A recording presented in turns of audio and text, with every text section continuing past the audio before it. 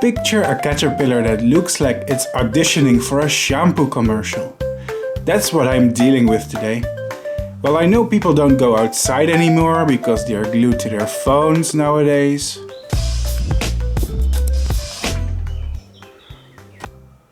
But if you ever go into your local forest, there is a good chance you will encounter this crazy species. Because this species is actually common in woodlands in Europe and even many temperate parts of Asia. Wow! What are these crazy caterpillars? And what kind of moth will they turn into? Well, I'm gonna show you this today in today's episode of MothCycles. My name is Bart Coppens and I study butterflies and moths, and I also have a large YouTube channel about these animals. And on my channel I have a web series that is called MothCycles. And in MothCycles we raise a species of moth from caterpillars to adults to document the whole life cycle, and we learn something about them. And today I'm going to raise these creatures. They are moths from the genus Acronicta, and many are known as the dagger moths or the miller moths. And if you want to know the life cycle, you better stay tuned. Let's start the intro. 3, 2, 1.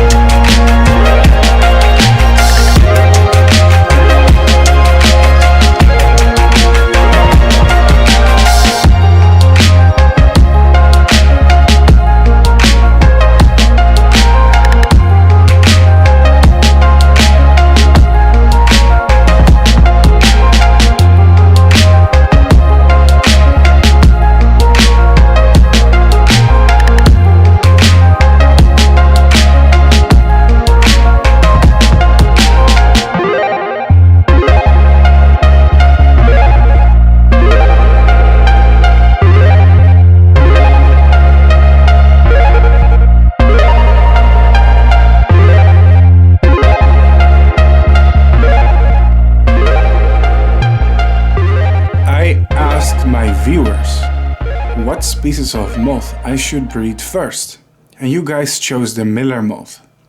Much to my surprise, because it's the least rare species on the list. Nonetheless, the people have spoken. Want to participate in these votes? Then join my Patreon and you can vote on what species I will breed sometimes.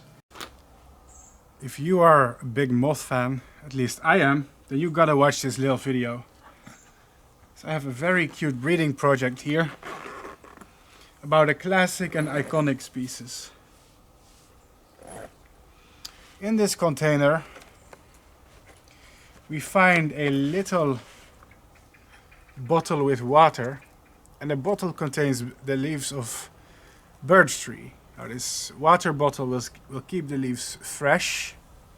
I replace them every few days. And there's caterpillars feeding on it, but they are so small they are hard to see to the naked eye. Going to be the caterpillars of the miller moth. I don't know if you guys know the miller moth. If not, you'll just have to wait and see. The main problem is that right now, however, these caterpillars are so small that it is virtually impossible to make nice footage of them.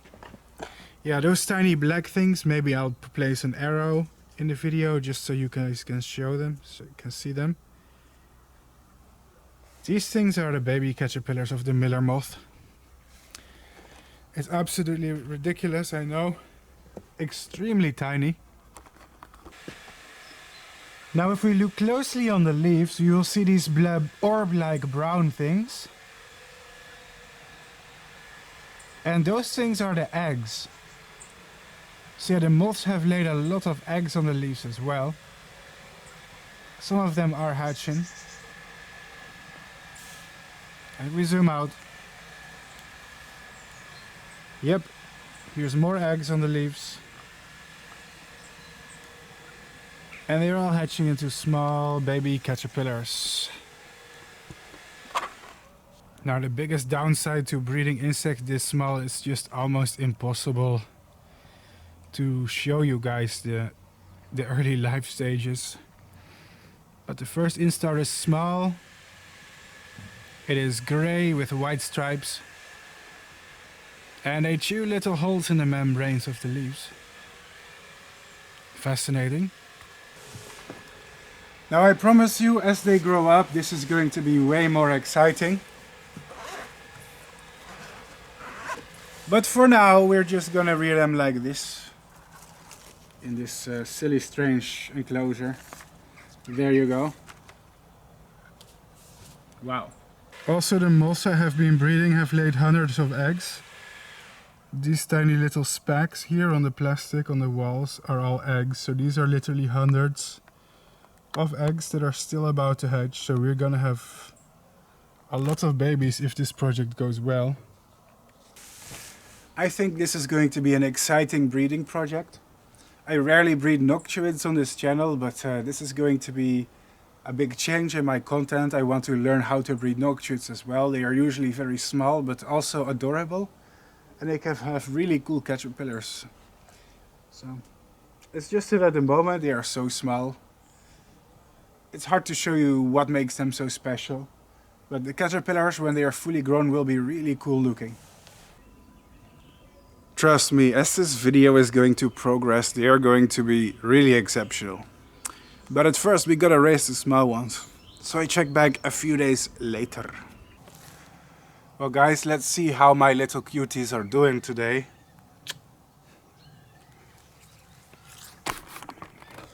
If we succeed right here, this may be the first MothCycles that I've done on a Noctuid moth. So let's see how the caterpillars are doing, very carefully. Oh gosh. Right now there seem to be really many small baby caterpillars. Many. You see that? There are these really tiny black things. And I'm wondering when some of them are gonna be the next instar. Wow. That is a lot of them.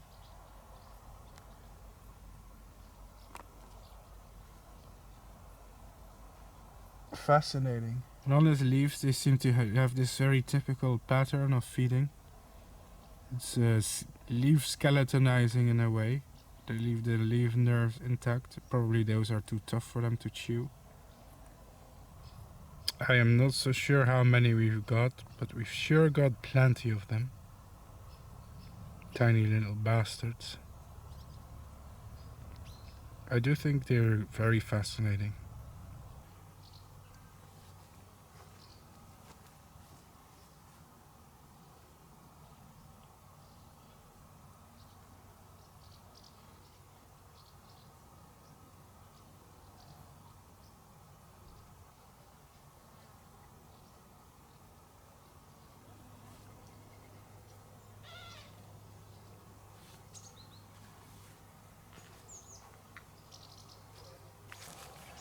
So far, so good. I'm excited. Keep watching, folks. I promise you this episode will be worth it.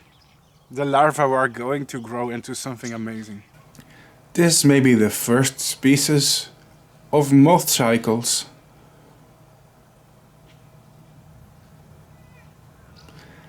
This may be the first episode of MothCycles about a species of owlet moth or a Noctuidae.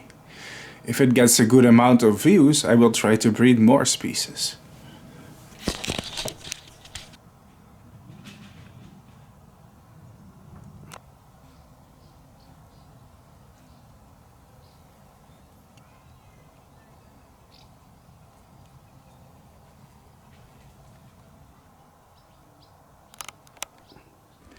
And of course I check back a few days later. Let's see what happened.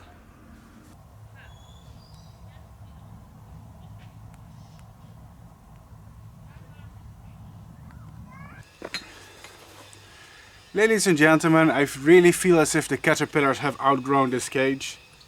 Because every time I add food, like 1 or 2 days later, all the food is gone, it's eaten. So that means they are begging for more space. Oh gosh, we need to do this really carefully. Because the caterpillars will run away. Wow! There's a lot of them, let me show you. This piece is growing really well on birch tree. A lot of dagger moths like birch or betula. And just to show you what they look like right now, they're growing a little bit bigger, better and cuter. Seems they are grayish now with sort of yellowish hairs. That's cute. And what do we have here? Aha! More little babies. Adorable. As we can see, there's a lot of them here in the vegetation. Like there's... I'm trying to be careful, I don't want any of them to escape. It's a native species, so don't worry. All my breeding is ethical. I never let non-native species escape. But I also breed a lot of native species and even they don't escape. Very cute, very adorable, very hairy. You're right.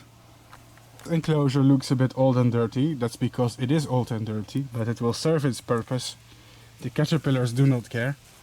So slowly I will place the plant in here. There we go.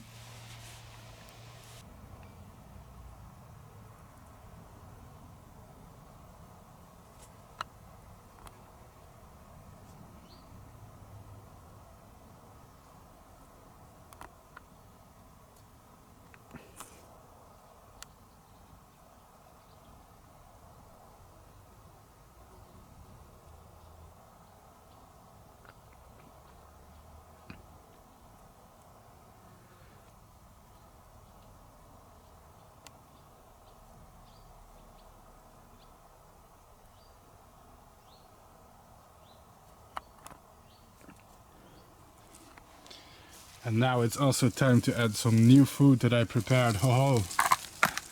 Yeah, right. There we go. There you go. Now that's great, isn't it? I think so. This will feed them for several days. Time is going fast and the babies are growing wonderfully. Let's check back a short while later. Even their larger container that I just gave them was actually way too small. So immediately I had to find something even bigger for them.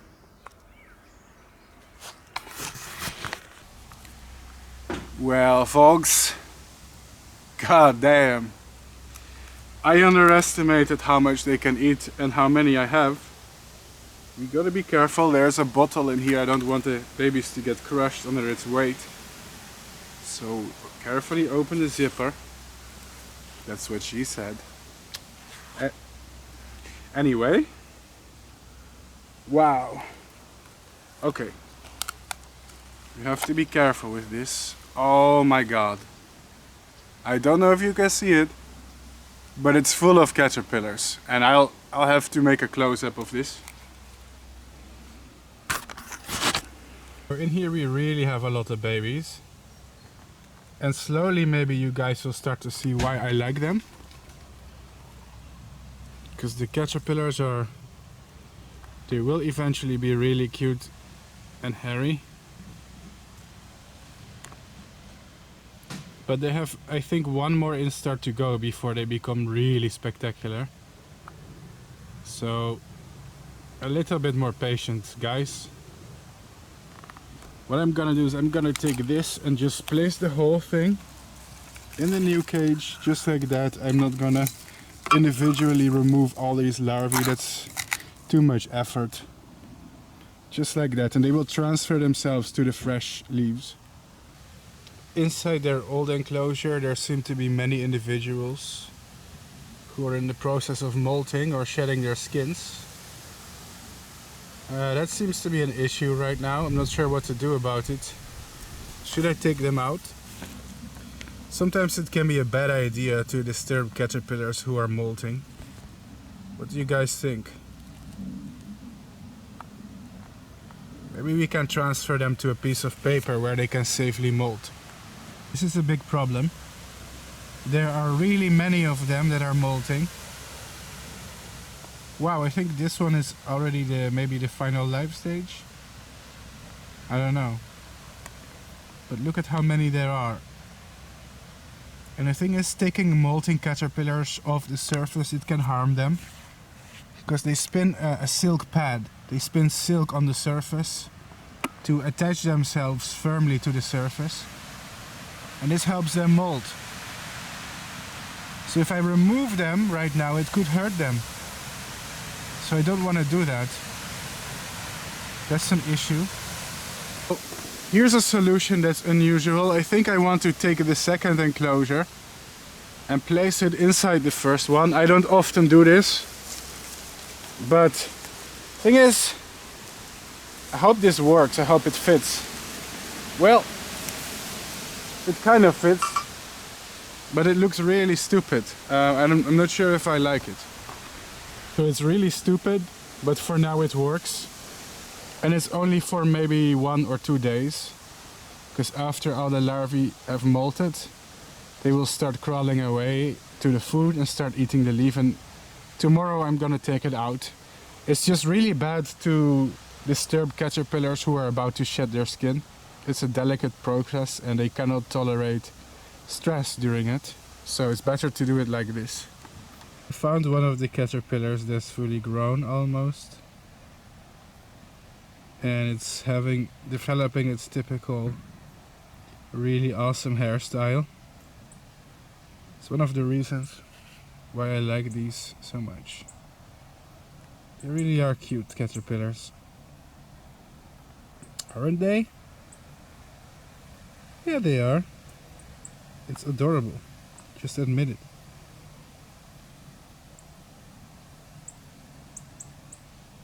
I think this one is maybe very fresh after molting.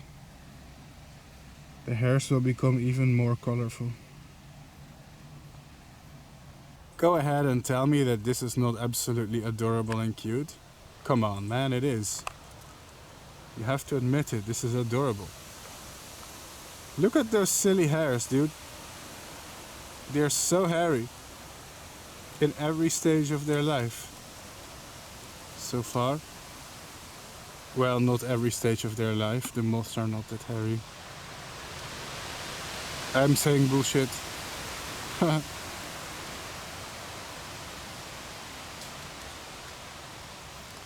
That's why you gotta read a script, folks, so you don't ramble and babble the way I do. Oop. Oh look, here's another one of them. Yo, I like these a lot. They're just so really charismatic caterpillars. Moths from the genus Acronicta tend to have some of the coolest caterpillars in some cases. Oh, that's cool, eh? Isn't that just cool? I think it's cool. I think it's neat.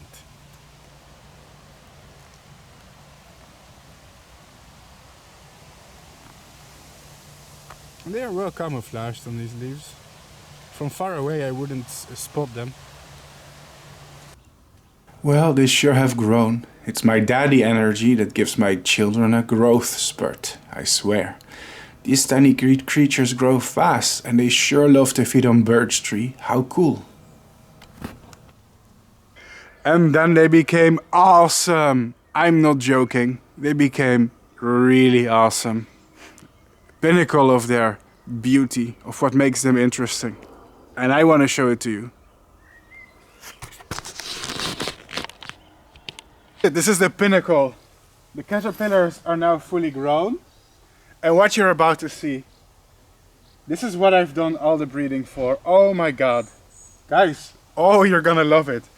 It's fantastic. The final life stage of this species is insanely adorable, and this is what I did it for. All the effort that I've done. To see these caterpillars, look at it. They are so hairy. And I think we got dozens of them. Wow, look here in the plants. That's fantastic. Look, look, look. See these golden haired things? That's insane, isn't it? Such crazy caterpillars, and this is why I wanted to raise them, because miller moths from the genus Acronicta, tend to have absolutely crazy looking caterpillars. So what I'm gonna do now is I'm gonna collect all the larvae I can find and just put them together in one box, in one enclosure, just so I can film it. For a wee second I'm gonna collect all of them in this little boxy here.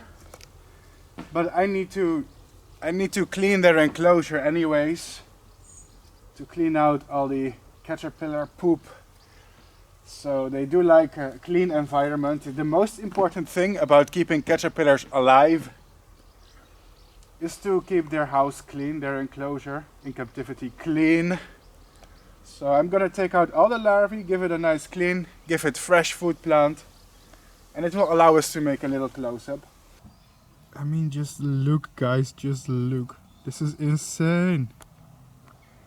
This is insane, it's so crazy, isn't it?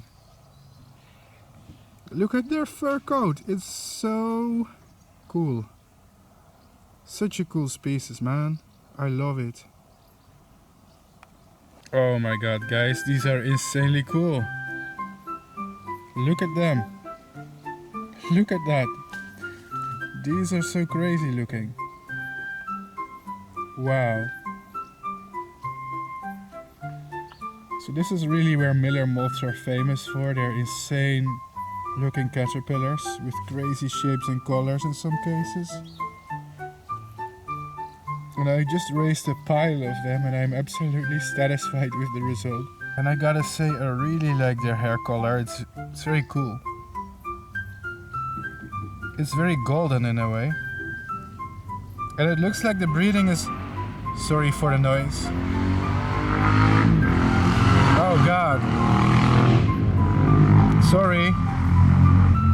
People with a midlife crisis detected.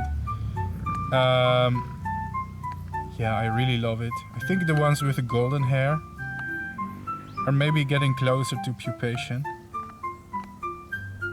Wow, this is so awesome. Look at them. Some of them are escaping and crawling away. They have such a unique fluorescent color. You don't see this with many caterpillars. I really recommend breeding anything from the group of dagger moths or miller moths. They are insanely cool. Now, believe it or not, but their hairs actually help to camouflage them. So sitting here on my hand, they look insanely conspicuous. But if they are sitting on a leaf in nature, it's actually hard to spot them. The hairs that they have on their body, it helps to break up their silhouette in a way. They kind of envelop the leaves that they're sitting on. This one just take a huge shit. Sorry for the language, there's no better way I can say that. I mean, it's literally taking a shit. I don't know how to make that more romantic. It's amazing! Oh god, I love it, I love it, I love it. It's so cool. So the caterpillars are really sticky and some of them refuse to go off my hand. I'm trying to paste them back in this box, but it's hard. Like, they really cling to my hands very strongly. So I'm sorry guys, we have to be really gentle with them because they are very squishy and soft and fragile. They are really squishy, vulnerable little animals. Man, they're so fuzzy and cool. So cute, so cute, so cute. Cleaned out their enclosure a little bit. Sadly, the enclosure has a lot of stains on it. But that's because I recycle these cages between species of moths. And I can clean the cages, I disinfect them so it's completely clean. But some moths, they make like color stains, they secrete these kind of pigments. And it's impossible to get them out of their cages. It looks dirty, it looks ugly. But in reality the cage is not dirty. I do have to buy new cages once in a while, but it's expensive. And I'm trying to be sustainable because they are made of plastic, so I reuse them. So here we have more birds. I'm happy the caterpillars are starting to pupate soon because it's getting autumn.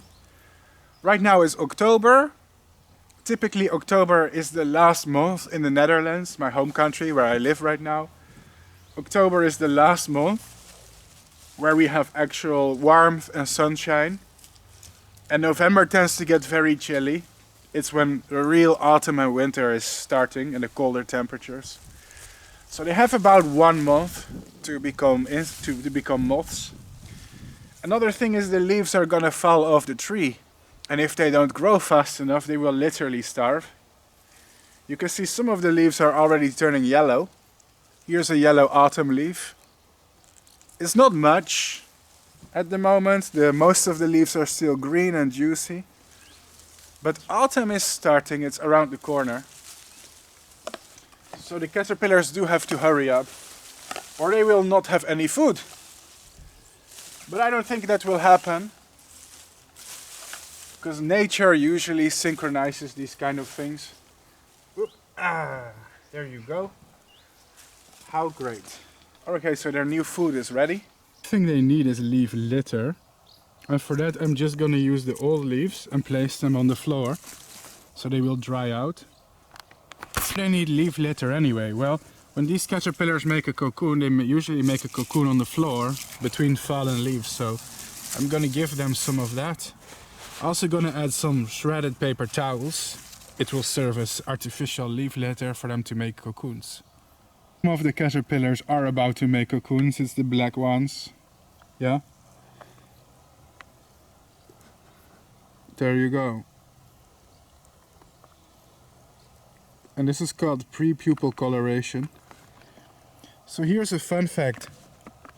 If a caterpillar needs to make a cocoon, it needs to make a dangerous journey. All their life, the caterpillars, they live on their plant, on their food plant. That's the reason why so many caterpillars are green in color.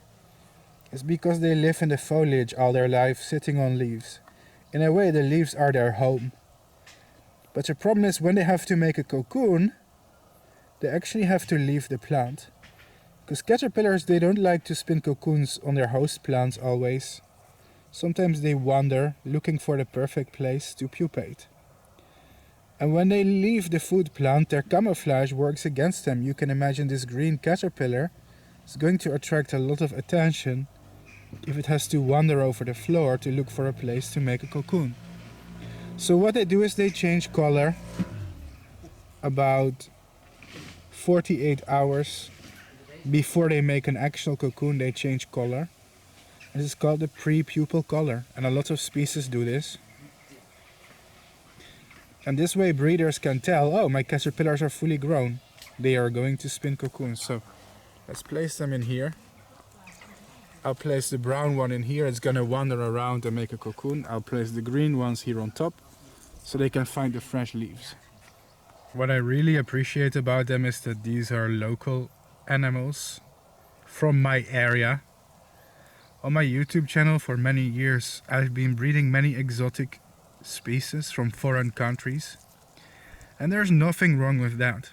I do it legally and responsibly. I don't think it's unethical to import exotic butterflies and moths if you are a responsible owner and you don't order illegal species or ones who could be invasive. But let's be honest, hobbyists get blamed for too many problems in the world.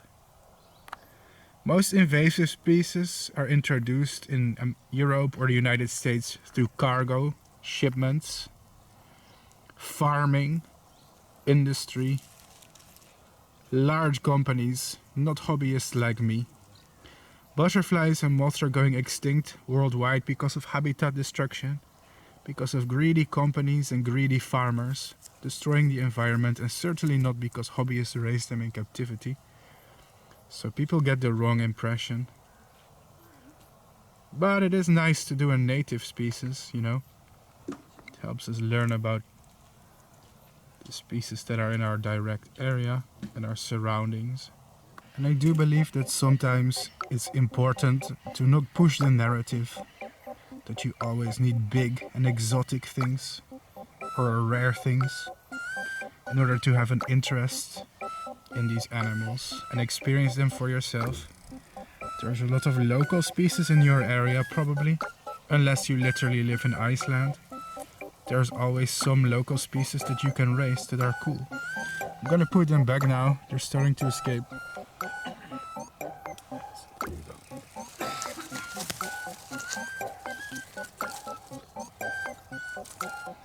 Alright boys, I wish you luck in your quest to turn into moths. Looks like they are dispersing through the plants a little bit, I hope. Yep, many of them do like to sit here on the leaves of their host. Such cool caterpillars, wow. How can you not love them? Insane. Now, boys and girls, what I really enjoy about this species is the Dutch name that they have. I look old. Well, I recently turned 30. I guess I'm really aging on my channel. I've been making videos that long. Look, I'm starting to have wrinkles. It's so weird. Oh well, I'll still look sexy even if I'm like 80 years old. Gonna be the sexy grandpa. What I really like about this species is their name in my native language. So in English they are called the miller moth. There you go. Zoom. Yes, little miller moth, Acronicta leporina. But let me give you a Dutch lesson. In Dutch they are called schaapje. And what that means is little sheep. So the way that we say that something is small in Dutch, we can just use the word small or klein, but there is also another way that we can indicate something is tiny.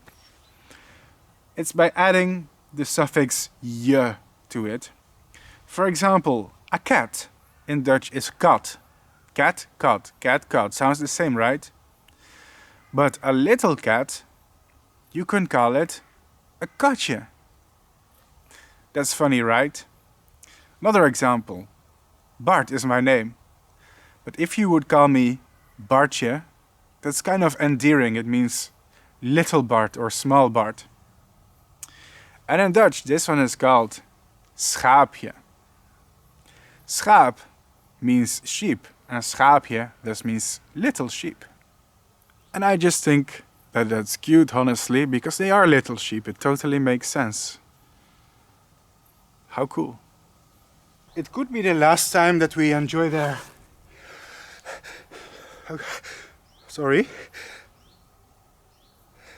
I have to sneeze. I don't know if it's because of the caterpillars, who knows. They are very fuzzy.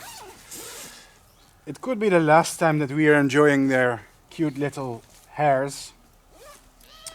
Because they grow really fast, and I think if we check back maybe in 5 or 6 days, most of them will have made cocoons. So yeah, it goes really fast. So right now they were at peak fuzziness, so enjoy that little clip. Soon I think it's gonna be harvesting the cocoons. Let's check back later. And of course I check back a few days later. Let's see what happened. Alright folks, we're back. Once again I underestimated how much caterpillars can eat. I've been working with insects for like 12 years and I still keep underestimating how much they can eat. I probably will forever. They've eaten all the leaves that are available, and I mean literally everything. It's crazy. Once again, the cage looks a bit dirty, but don't be distracted. It's perfectly fine for them. They are obviously thriving. Okay, so first of all, I'm finding a lot of brown, discolored, soggy looking caterpillars. But if you paid attention to what I said before, it's when the caterpillars turn brown, that's when they want to metamorphosize, that's when they want to pupate. So I take the brown ones and I place them in this container with paper towel. And in this substrate they can safely burrow.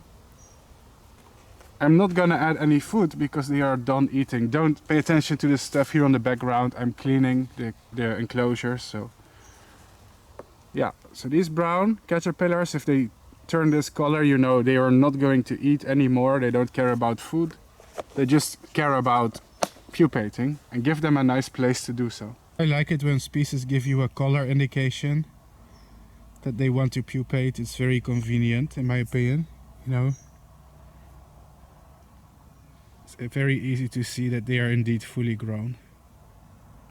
The old caterpillars, it seems that they have eaten all the leaves I could potentially provide. As you can see, there's almost no leaves left here. But still a lot of caterpillars who are hungry and roaming around. So yeah, I'm just not gonna bother taking them off. I'm just gonna take these empty branches and shove them inside. Because all the caterpillars are in the old branches, it seems. And they can walk from these branches towards the new fresh food that I just provided them. There you go. And of course I check back a few days later. Let's see what happened. What's up guys? It's time to collect the little bastards. Ignore the freaking ambulance. Apparently somebody is dying or something. So let's see if we have a nice number of cocoons in here somewhere. Here on the freaking floor there are pupa. Them pupating larvae. Now sorry if this looks messy. It looks like a mess because that's what it is. Oops, some larvae are still pupating. Better not disturb those. Ah look, fresh pupa. So this is not gonna make for any great footage or great content, so I'm gonna skip most of it, but just to show you me digging here around on the floor is revealing pupa. I want to collect these pupa and count them. It's gonna take a while and I'm not gonna film the whole process because it takes too long. Anyway. I'm so beautiful, am I not? Oh, look at those beautiful blue eyes, huh? I know, I'm a supermodel. Yep, that's right, ladies and gentlemen. There's no more moths on this channel, just me staring into the camera. Oh, you're still here. Well, that means that you must enjoy it, obviously. How could you not? You are blessed to be in my presence, of course. I know that, I know that. It's a privilege. I mean, let's be honest, the moths are just a distraction. Me. That's what you're here for, me. Me. Me, Bart Coppens. Ooh, I'm an influencer. Ooh, influencer. I'm so cool. I'm so cool, guys. I'm so awesome. Ooh, ooh, ooh, ooh, ooh, ooh. you? You're still here? You're still watching? Why are you watching this crap? Why are you watching this garbage content? Don't you want to watch Mr. Beast or PewDiePie? Why are you watching a 30-year-old, decrepit old man-child on YouTube playing with moths? I know why. It's because something is wrong with you as well. It's not a secret that something is wrong with me. I'm wasting my life filming insects on YouTube. I'm a fat man-child. I don't have a job. I post moths on the internet. That's how I spend my whole life. What do I have to show for it? Nothing. But you're here. You're watching it. So who's the crazy one? Is it me or is it you, huh? Oh, well. Let's get back to the breeding, eh?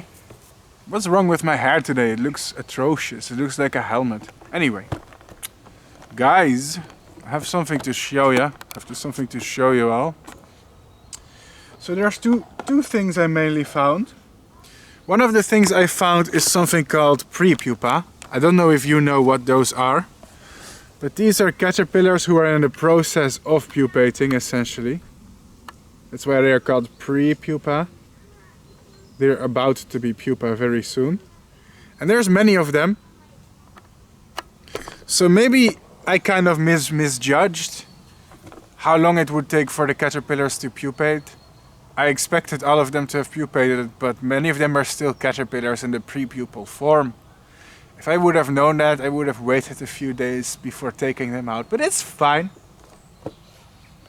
I also found quite a few that have actually already pupated, and we have to be careful because some of the pupa are quite fresh, so that means they are vulnerable. So this little bunch right here, this wiggling bunch of wormy things, these are actually the pupa of the moth. So that's great. Not sure how many we got. I think we got like 40 pre-pupa and maybe like 1, 2, 3, 4, 5, 6, 8. About 25 real pupa. So what does it mean? Well, it means the breeding was a stunning success. It means next year we're gonna have at least 50 moths or more. That's wonderful if you ask me, at least 50. I cannot do the final count yet. I don't want to handle or stress the pre-pupal larvae too much. They are vulnerable in this stage. But yeah, it means this life cycle is gonna be a success. Which is for you obvious, because you're watching it on YouTube. But for me, I never know during the breeding process if it's gonna be a win or a fail.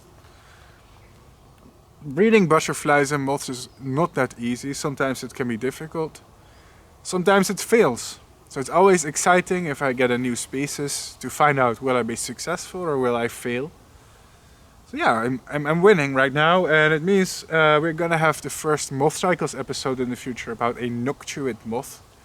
That's exciting. Most episodes are about silk moths, so variety is good. And finally, it was time to collect the cocoons and the pupa. It took us a long time to raise these caterpillars. It's always a bit sad when they pupate because it means the caterpillars are gone. And this stage of breeding is definitely over, you know. Can't go back. And from now it's just a lot of waiting. Anyway, collecting the pupa. Man, it's getting cold. Winter is arriving. I may as well put on a vest. There you go. Ah, that's better. Gotta stay warm, bro. Gotta stay warm. Oh, guys, you're back. It's so nice to see you. How are you doing? I love you, friends. No, really, I do. Trust me, it's not like I'm trying to sell you something by promoting a parasocial relationship with my audience. Trust me, if I was there with you in real life, I would love you. I would be your best friend, of course. Well, even though I have no idea who you are, I still love you, really. It's not for anything you provide me. No, there's no ulterior motive. I'm just somebody who has a lot of love to give, am I not? Haha. You better run off to your mommy. I say, Mommy, Mommy, you're wrong. You always told me I'm unlovable and a piece of shit. But you know what? That guy on YouTube, he loves me. He loves me. So,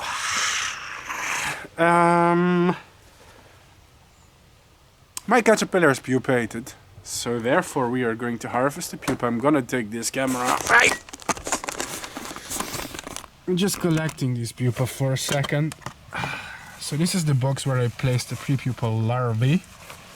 As you can see, most of them have neatly become pupa. Don't worry, I'm not gonna spill any one of them. I'm just gonna place them here. So there you go. More of them. All those fuzzy caterpillars we used to have, that's what they look like now. That's what they look like now. That's right. Whoop. Alright, that's it. We reared a good amount of them. Next step is hibernation. Let me show you how to do that a bit later. And what had to happen next was the hibernation. I hate hibernation. I mean, I love it, but I also hate it. Because for a hobbyist like me, it's a very boring time of the year. Some species actually require, intrinsically, they require a period of dormancy under cold temperatures, right? Hibernation for many moth species is not something optional when it gets cold. No, it's something hard-coded in their biology. And they actually require a period of cold temperatures for several months to trigger their development in spring. So how to prepare them for hibernation? So tell me, fans of the Bart Coppens YouTube channel, are you a fan of snow? I like it, personally. I think snow makes things look cold and calm and peaceful. In the Netherlands we don't get that much snow actually. It used to be common 30 years ago. But I'm gonna say something controversial, but because of climate change, snow is becoming more rare in the Netherlands. We still have it. We still have it, but only several weeks per year. It used to be several months per year, but now it's weeks. Anyway, the miller moths, they are gorgeous. And they are currently hibernating. Winter is a boring time for a moth breeder. If you are a long fan of my YouTube channel, you'll notice that in winter I usually take a break from uploading things. That's because in winter I usually don't really have content to make. Like at the moment I don't have that much to film and share with y'all. Because I'm hibernating my moths, and when you see this video, when it's uploaded, it's probably spring or summer when the life cycle is completed. But this species has an obligate diapause, which means that... Well, I'm actually not sure if that's true. I should research that before I say it. But I do know the pupa of this species hibernate. I'm not sure if they have 1 or 2 broods. I need to look it up before I tell you anything. Anyway, they hibernate in winter. I don't have any other option anyway, because the food plants don't have leaves right now. But the thing is, you keep them cold. You keep them cold during winter. And the cold, it suppresses their development. I've placed them here in this little container with vermiculite, and as you can see there's some pupa on top. Yeah, but they're sitting in here nice and warm. I should bury them a little bit. They don't want them to be exposed to the cold directly. Anyway, in here they are safe, they are warm. I'd say they are pretty good. Yeah, so this is what we do until spring. We store them outdoors, exposed to the cold, and it's natural to them. It's what you're supposed to be doing. With moths from Europe or North America, they need a sort of winter season. There you go. Most species hibernate as pupa. Some moths also hibernate as eggs or caterpillars or even as a fully grown moth, but that's more rare. A lot of species hibernate as pupa or cocoons. So yeah, this is it. I'm gonna keep this outdoors here in this cold, wintry outdoor temperature, and they're gonna be fine. They're gonna be completely, totally fine. They can handle the cold, no problem. It's a native species here. Alright, I'm gonna put them back. Don't place them here. Don't expose them to the cold directly. Try to hide the boxes, you know. You can be cheeky and hide them away and leave later, but personally I'm afraid of like mice and rats eating stuff. So I hide them here in the back in my garden shed. You know, here they're a little bit hidden from the worst weather temperatures. Again, I'm sorry if this looks trashy. This is my garden shed. This is where I store all the junk that I don't need. I need to sort it out. But it works for hibernating stuff. Thankfully, before you know it, spring returned. And in spring, usually I warm them up.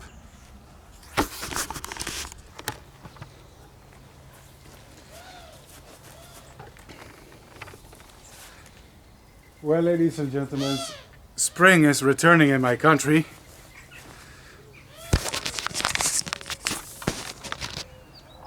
Well, ladies and gentlemen, spring is returning in my country.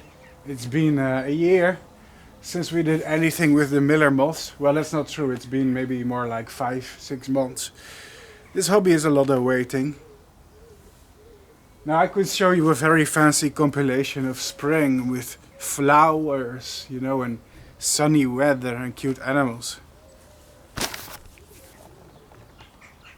But the truth is, spring also looked like this a lot of the times.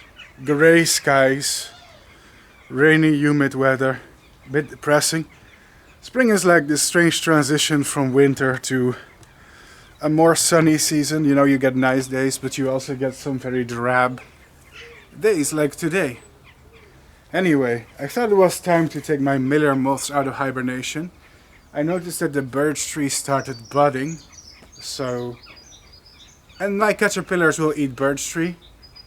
It's gonna take a few weeks before they have leaves, but it's also gonna take a few weeks before my pupa develop into moths anyway, so that's cool. Yeah, anyway, so what I'm gonna do is my ugly face, my ugly little YouTuber face, is going to take you with me into my garden shed where I've been hibernating.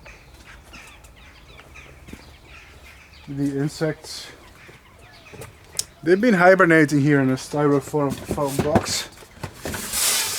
There you go. This is where they are. Currently they are in here. As soon as I warm this thing up, it's currently cold outdoors. Here you can see the first flowers, proof that it's spring. See, I like to show you these yellow flowers on YouTube. It's flowering. Anyway, this is not a native plant anyway, so maybe it's deceptive. Native flowers are just starting to open, but I don't mind, you know, I like to be a bit earlier in this season. So as soon as I take this box indoors with me and I warm it up on room temp, it's going to break the hibernation. They are going to wake up from hibernation because of the warm temperature. And the pupa will develop into moths quickly. So I'm excited for that. It may not look like much, but this is my moth cage. And it has hundreds of cocoons of many different species. Cocoons of very big species. Some of the moths are even coming out. This is a type of puss moth. But I'm not gonna show you them too much because these are for different episodes, so ignore them. This is how I store all my cocoons, all my pupa. And here I have boxes with vermiculite for species that need a substrate. So I'm gonna put my pupa in here. Just like that. I think this will be sufficient for them to hatch. Let's stir them up a little bit. I think with this they're gonna come out pretty soon, if we keep them indoor nice and warm. So let's check back a few weeks later. And then the first moths finally came out. Hoo-hoo! That's what we've been waiting for. Well, ladies and gentlemen, they freaking hibernated. We had to wait a year for them to come out. Yeah, this is my cocoon cage. As you can see, the breeding season is going really well. I have dozens of species. But today we are waiting for this little thing here. Yeah. First impression of our Miller moth. Now, that's absolutely and incredibly adorable. Let's take it outdoors for better lighting and better video.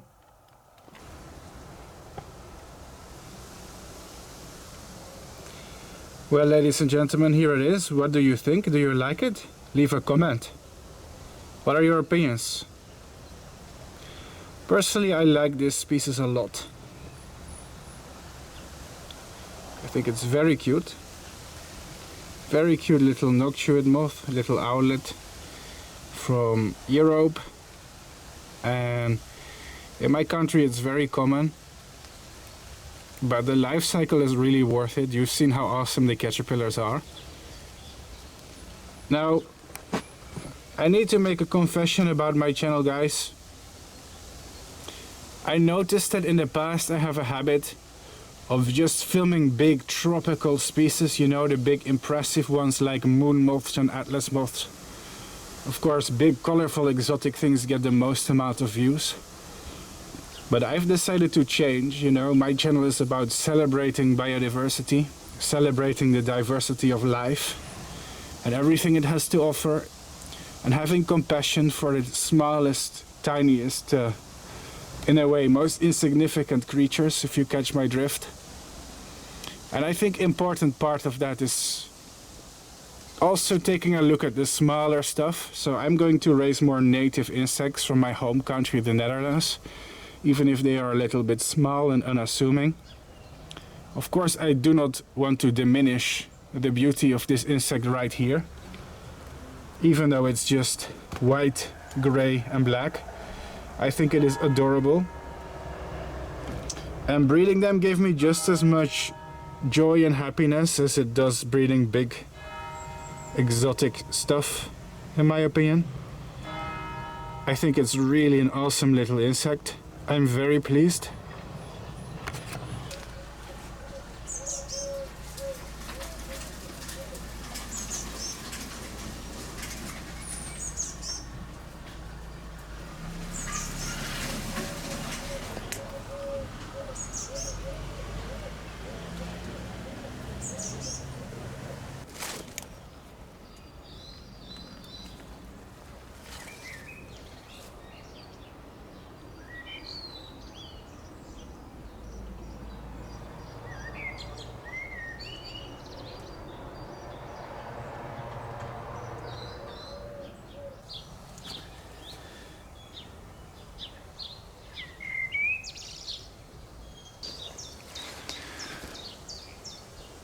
Oh, so cute. So small. Look, here it is. So these fluffy little caterpillars became this cute little moth. They're still cute even after their transformation. That's funny. Now guys, everybody who is a fan of my YouTube channel and who watches all my uploads, they will have noticed something. They'll have noticed that I make videos about insects all over the world. I have videos that I filmed in the country of Uganda, in Africa. I have videos that I filmed in Brazil, in South America. I have filmed videos in Cambodia and Laos, even though that was a really long time ago in Asia. And there are many more countries I like to visit. I would love to visit Australia, Papua New Guinea. I would love to see Peru or French Guiana. If somebody would invite me there, that would be nice. But that's beside the point. The point I'm trying to make is my home country is the Netherlands. I'm a Dutch person. You guys know the Netherlands? The stereotype is windmills, cannabis usage, drug tourism, red light districts, wearing wooden clogs, good quality Gouda cheese. Yeah, it's pronounced Gouda, not Gouda. We also are known for famous painters like Van Gogh. Yeah, it's not pronounced Van Gogh, it's Van Gogh. How about Piet Mondriaan? I could go on and on.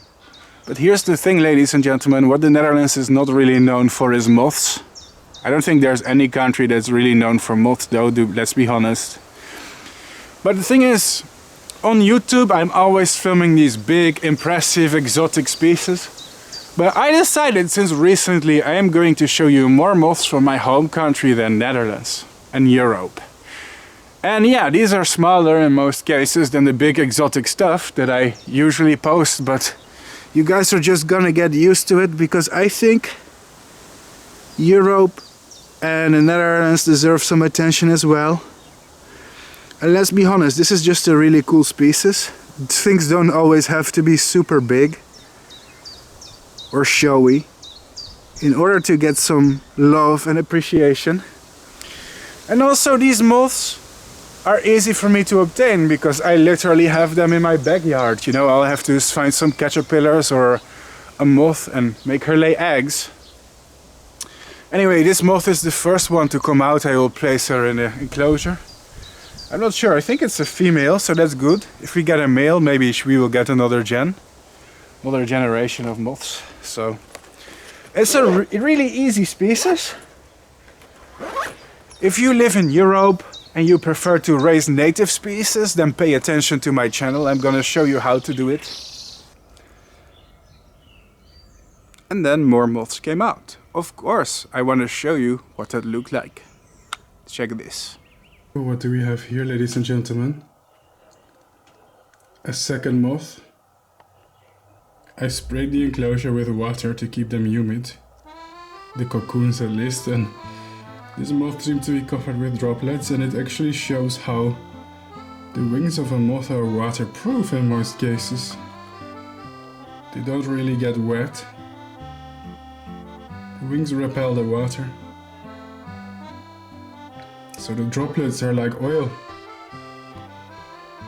That's really funny. So many of them will come out. Well guys, more and more of them are coming out every day. Hope y'all are enjoying the show, enjoying this real special episode about a classic European moth. Nothing too mad, nothing too crazy, but very enjoyable. So these two just came out today. They're looking very fresh. There's also another one sitting on my wrist. I'm about to place them here in their little enclosure that I use for breeding. You've seen the setup before, I'm very sure. Let's quickly place these moths inside of their new home. There you all go. And more moths came out. Let's admire them. It's what we've been working for, right? To see these beauties. So if you all want to see how I'm keeping these moths, let me give you a shot at it. Here I've got two moths that were younger. Came out of their pupa and cocoons this week. And I found them mating today. So that's real cool. This is the physical evidence, the proof that yes, they are busy reproducing. Reproduction is happening over here. That's really awesome if you ask me. Because it means we're gonna have a second generation of adorable little moth babies, and isn't that really and truly what we want? So this is a male and female who are mating. And after their moth sex has commenced, sorry for saying that word, guys, but it is what it is. It's sex.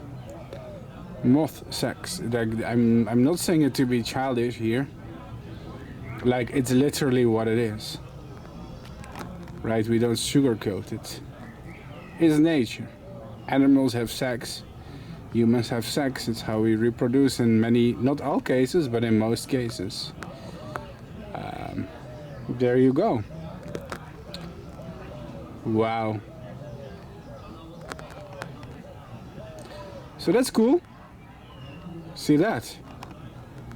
That's cool. These two moths are having the time of their life, I hope. Here's another one. Single and lonely one. It's sitting in its cock shed. It's being alone. But it's real cool. And I do think these moths are gorgeous. I'm quite happy that I started to raise this species. Just let me show you one more of them on my finger before they're all too old to show you.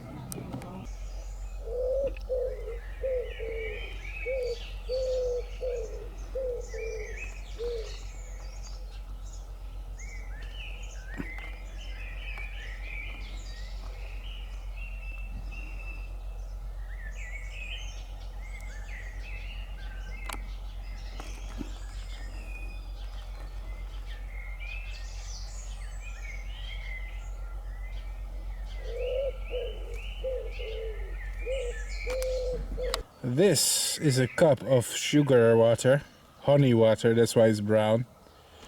Seems like one of the moths have somehow lost his leg in it. Not sure how the hell that happened. But this contains honey, water and paper towels so they can land here on this button, on this bottle cap, and drink from it. Those who are hungry will drink from it, just like this little white creature here. See if we can get him to drink if he's hungry, or she. Are you hungry yet? Or not? No, this one doesn't seem to be hungry. If they're hungry, they will extend their proboscis and start to feed. Be this one then, eh? Yes, little moth. Some of my moths are really old and some of them are really fresh. Makes a big difference in color. Either way, it's a great species, I'm still loving it. Actually, it looks like this one here on top is feeding. Do you see that? Do you see its little... well, it's not a tongue. I keep calling it a tongue on YouTube. It's not correct. It's a proboscis, and the proboscis is not like a tongue. It's more like mouth parts that are used to generate suction. It's more like modified jaws, really. But it resembles more of a tongue nowadays, I guess. So you can see when it's feeding, you can see it drinking with its proboscis in the honey water, and they can drink for a while. It's a hungry species. They like to drink a lot of honey water in one day. Really cool. I'm hoping that my breeding is gonna have some good results. Really cute eyes. Oh gosh, I love this species. They are so charismatic. I've had a pairing, so I'm hoping they will lay eggs soon, really. Look at that. Second one also wants to feed, eh? Nom nom nom, it's drinking. It's drinking the sugar water, the honey water, that's great. This moth is a bit older, you can see by the loss of color. Over time this species does tend to lose a lot of color, so be warned. And here in the back their cage is equipped with a branch of birch tree. Because this species, they like to lay eggs on birch. That's what they do. So hopefully it will stimulate them to do some egg laying. She's gonna release them all here in the same enclosure, don't worry. Shaking them off is not cruel. What a lovely species, isn't it? Have their enclosure outdoors. So...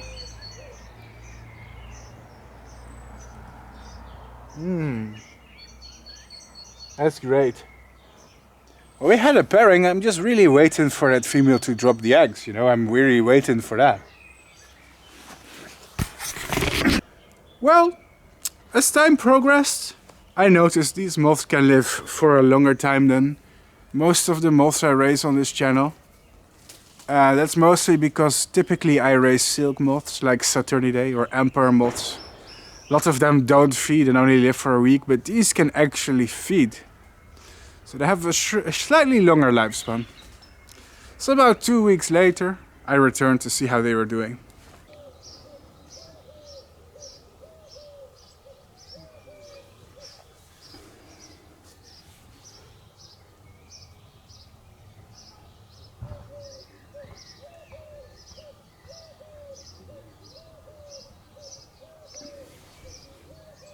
Now I want to see how some of these little moths are doing. Some of them are getting older, so to speak. Like this one right here. Or even some of the moths here sitting on the floor that have visible damage to their wings because of old age. This moth here must be one of our oldest ones right now. If we zoom up, we see many of them. It's cute, all these white little cuties with little sheep. They're all mine. I raised them all. You can see by some of their imperfections though that they are old. This one seems to be awake. are active, maybe because I'm moving the cage around, shuffling the cage. But what I found really interesting is that I provided them with birch tree. And I was lately checking the birch tree and I found something, lads. And what I found were the eggs of a moth. Don't know if you all see these flat little things here on the birch. But these are more or less the eggs of our species. So that means one of the females has been laying her eggs. And that means that finally the next generation may be here. Something to donate, which is fresh birch tree. I'm gonna put it in. I think the females of this species, they like to lay their eggs on a fresh plant like this. They will be tempted when they smell the smell of their own host plant. I will refill the honey water tonight. I know they will drink from it. But things are, I think, looking up. Let's remove them out of the way. Things are looking good right now. Let's hope it happens. Here they are. Many of our moths close together. Many of the moths that we reared. Wow. I'm really hoping this will pay off. They've been really awesome to breed. There is a limit to their lifespan, however. And I checked back about 3.5 weeks later, after the first moths were practically emerging, to see how they were doing this time. Back with another update. Thanks for following the life of the one and only Mothman. It's been several weeks since I showed them to you. And as some of you could have guessed, many of the moths have died. Thing is, these moths live longer than the average moth on my channel. They can feed, they have a proboscis. I'm feeding them like sugar and honey water. But they're still a real tiny species, and usually they last for maybe 3 weeks and then it's game over. At least for mine in this setup. Don't know if there's much to improve upon that. So let's see how they have been doing. Whoop! Don't worry, I'm handling you. So it feels good to breed native species because we don't have to worry about any escaping. Oy. So yeah, some of these moths are really old. They lost some of their glory and their beauty. And unfortunately there ain't much that we can do about it.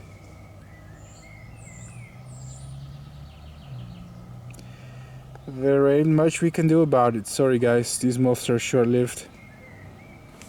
Let's place this one back. Weird. So here's one of the many moths I mentioned that are dead. This one has pretty much lost his life.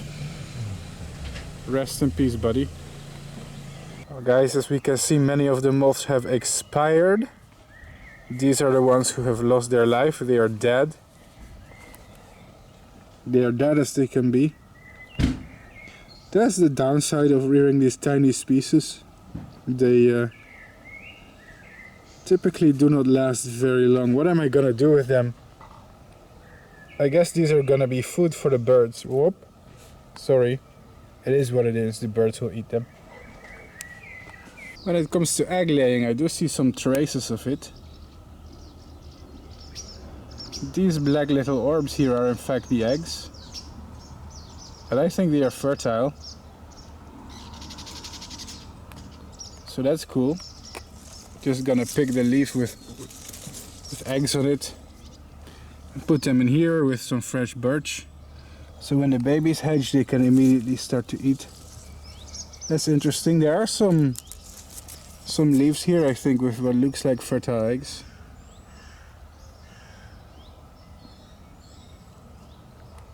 Looks like it, doesn't it, guys?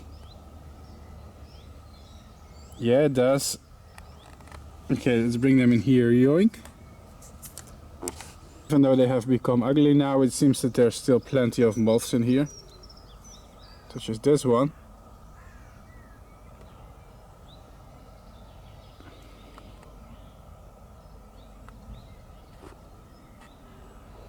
Most of them have signs of wear and tear. Oh, yep, we do have some moths here that are kind of still alive. Moth zombies. They're alive, just really old now. Poor things. Life is not easy if you are a moth. Imagine being born and then aging from old age in 3 weeks' time.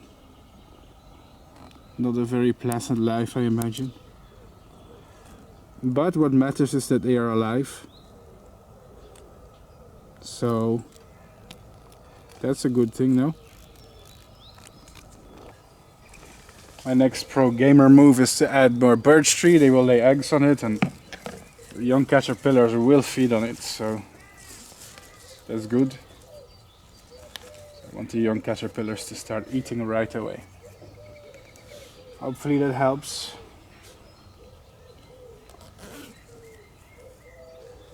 I do hope we can get the life cycle of these complete, so that would be nice.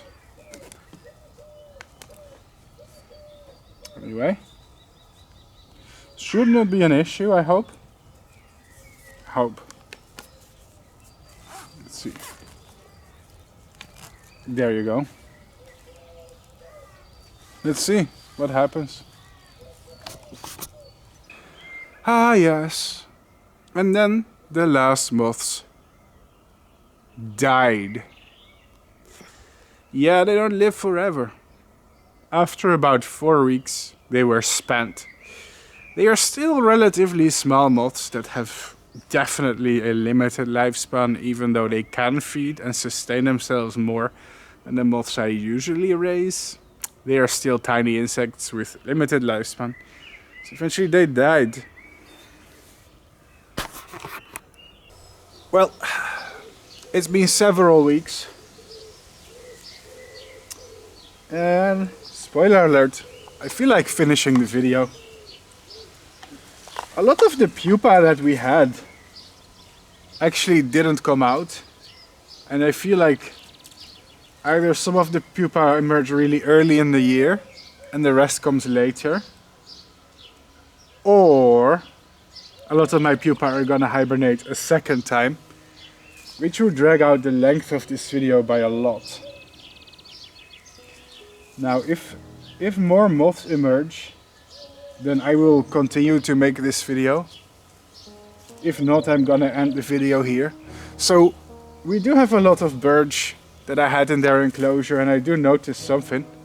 Let me grab that cam. Yeah. So I noticed that some of them have feeding damage that's visible. Oh, sorry. Dropping the camera here in a weird angle. Anyway.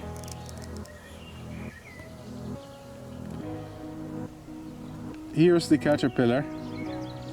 Wait, what caterpillar? What is the caterpillar? Well, this is the next generation.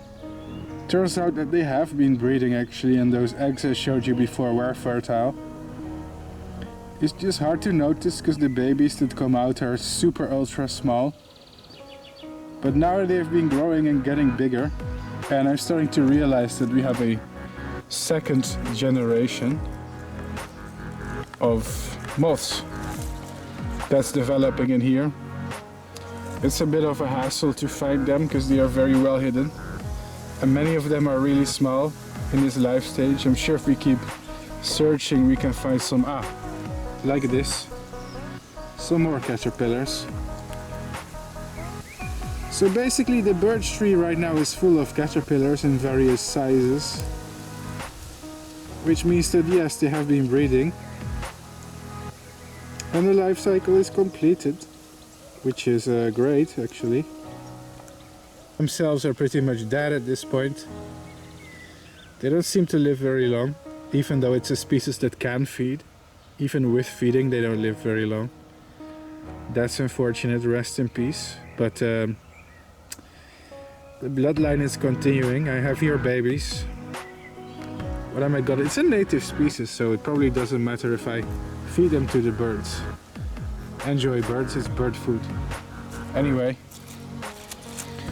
So I'm just carefully checking the leaves because there seem to be an awful lot of baby caterpillars. Oh look! There's even more of them. Down here. Get a close-up on that one. Oh yoink. Camera, do you want to zoom for me? Yeah, here's another one. So yeah, those eggs that they laid on the leaf were fertile. Oop. It looks like I'm gonna have more hairy little fellas, which is great. Hairy little boys. I wonder how many there are. At the moment they are too small, okay, so I'm not gonna search for all of them. Nope. I'm gonna leave them in, and when they grow bigger it will become obvious how many little caterpillars there is in here. But the point I want you to understand is the breeding is complete. We completed the life cycle successfully.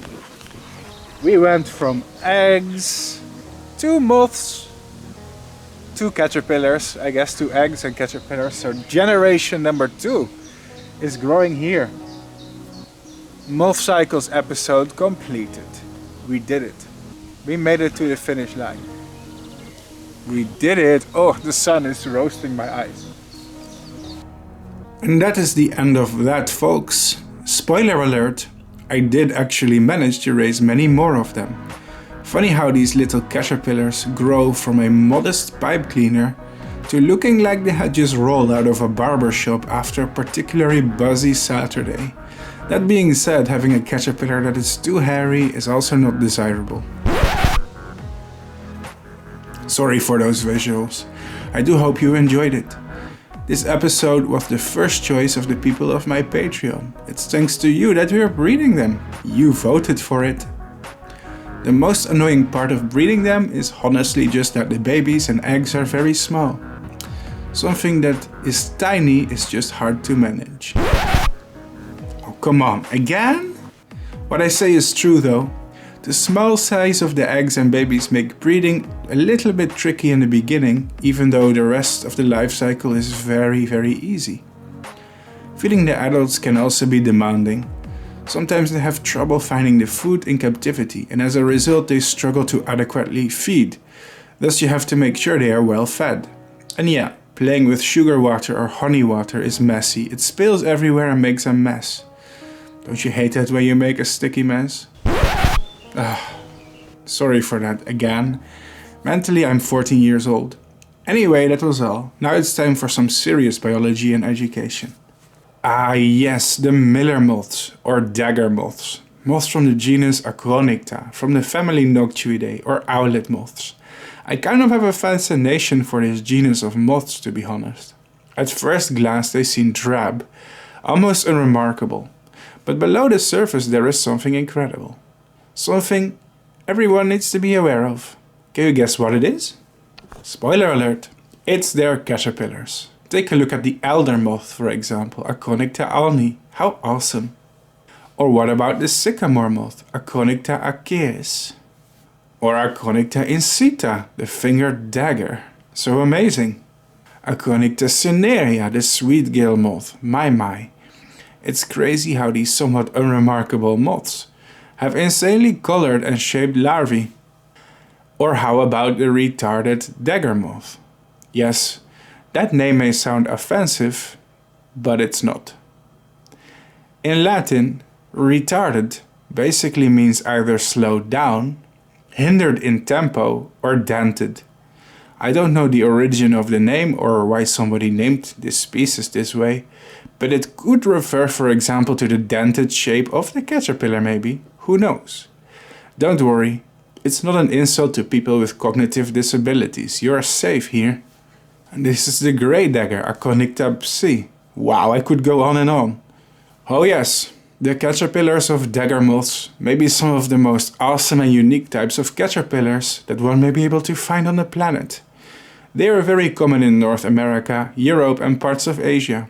The moths are tiny and they are often overlooked, but wow, what a transformation.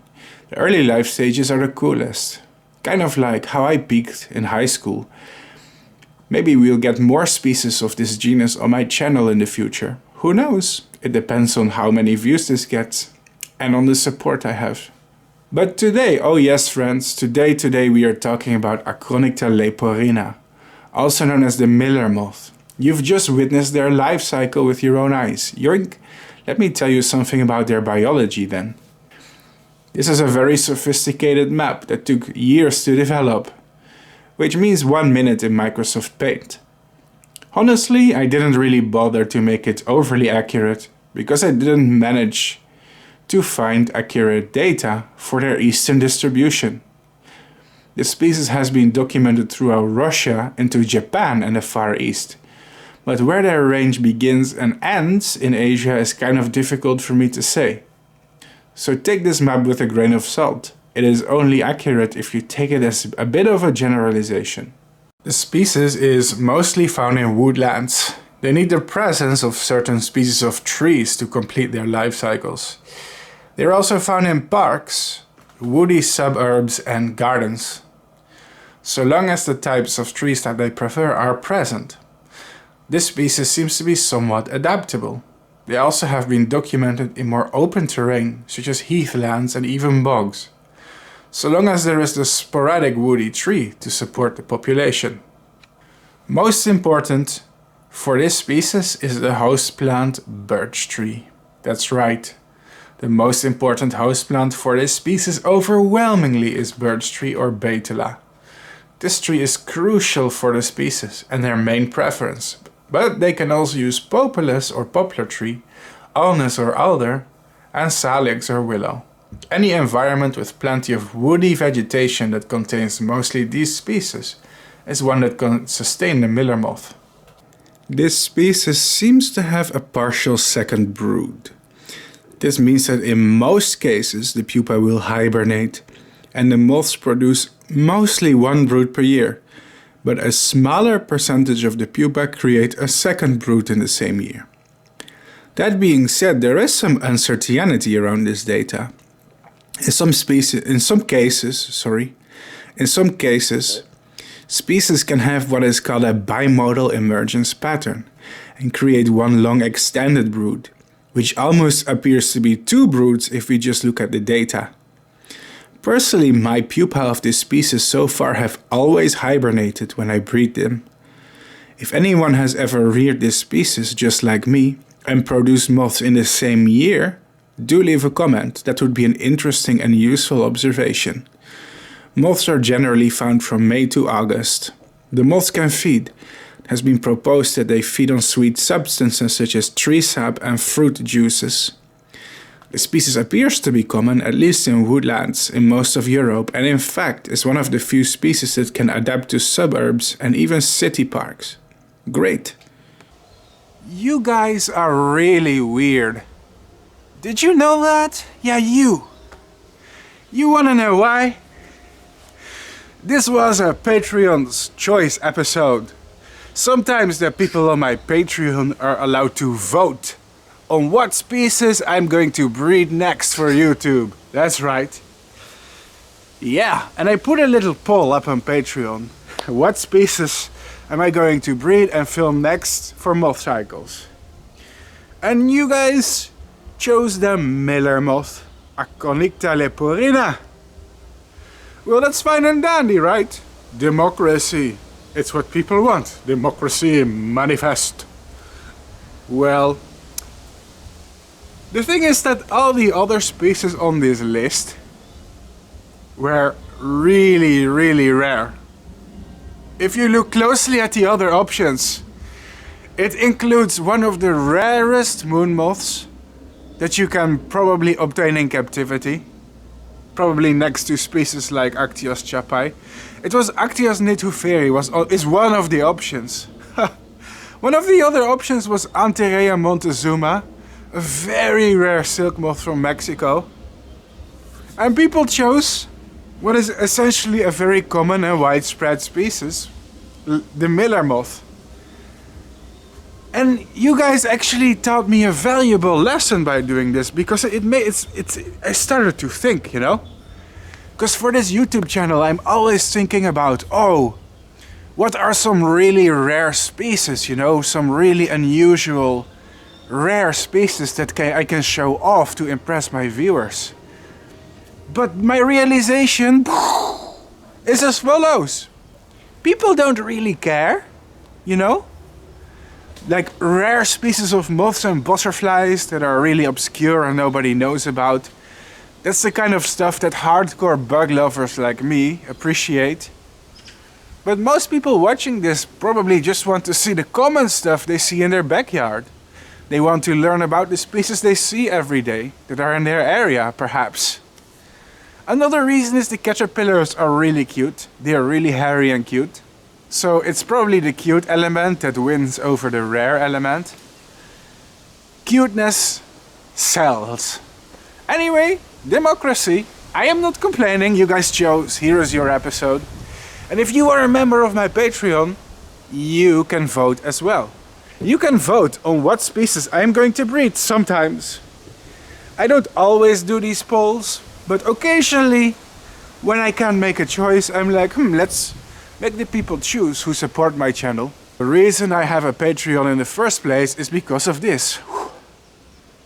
Yeah, my YouTube channel is demonetized. What does that mean? It means that when people watch my videos, I don't make money from my videos. Is it the end of the world? No, it isn't. YouTube is a fun hobby for me, a nice creative outlet. I like to show you cool moths and talk about them. Hey, I'm happy, you are happy. But at the same time, if you want me to do really a lot of effort, like this video took a whole year. We've seen all seasons. I mean, you guys saw me standing there in the snow, holding my pupae in winter, talking about hibernation. Like, this is a whole year. The production of these videos is a whole year. And stuff like that is hard to do financially, simply because of the insane amount of time I invest in it. So if you like my channel, if you like what I do, if you value it, if it inspires you, consider signing up to my Patreon. It's as cheap as $1 per month, even though there are several tiers that you can subscribe to. It helps me tremendously. My Patreon budget, what I make online, basically determines what I am able to do for my videos, right?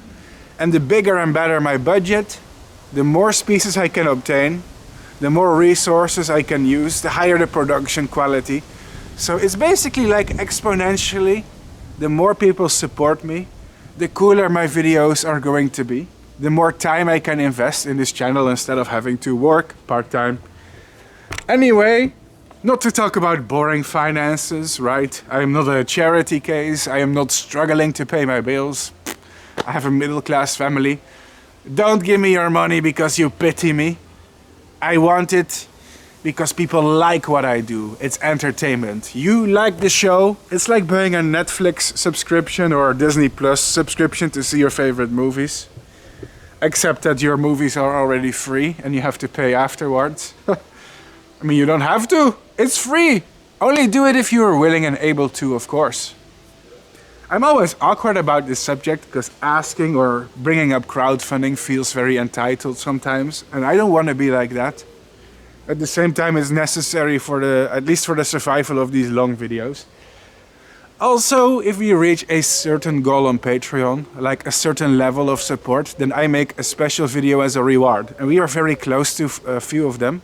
The first one is a rare moth from Europe. It's called the Autumn Emperor moth. It's beautiful, it's yellow and pink. Let me show you that one.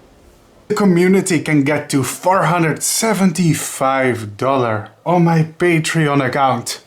Then I will film for you the Autumn Emperor moth. A really unusual and special kind of silk moth from Europe that is rarely raised in captivity. I will do it for you if we can make the goal as a reward for the community. So join my Patreon now and we may just see it happen. As pastel colors. Amazing. Another thing, guys, that you may want to learn is there's a very classic species of silk moth from Europe. People have asked me for many years to finally make a life cycle episode, and I said, if we reach $485 on Patreon, I will film the life cycle for you. Let me show you. Pavonia, the small emperor moth. Everybody has been begging me for years and years to finally breed this beauty in captivity. And I'm close to doing it if we reach the $485 goal on my Patreon. That's right, guys. If you pledge even $1, then you are helping us reach the goal. Because if we reach it, I will breed for you this really classic species. There is also another species named Noctuidae petiveri. I've been incorrectly calling them Noctuidae dione for years. Whatever, taxonomy. If we reach a higher goal, I'm gonna breed that one. Is so important for me and what I do. It really supports the show and what I do. And if you reach $515 per month, I will raise for you this mysterious golden yellow species from Africa, Noctuidae dione / Noctuidae petiveri. What's the difference anyway? I will talk about that if I ever get to make the episode. But first we need to reach the goal. Join my Patreon today. Anyway guys, no pressure here. Everybody is allowed to enjoy my videos for free. I'm not here to squeeze money out of you. I just have to bring this stuff up, okay? I have to. It's the only way I can do this really extensive stuff. Sorry. Hope you liked it. Now let me show you the credits. And I hope you will subscribe and follow this channel because I'm working on some real cool stuff behind the scenes. The pigeons were fighting. Anyway, ciao!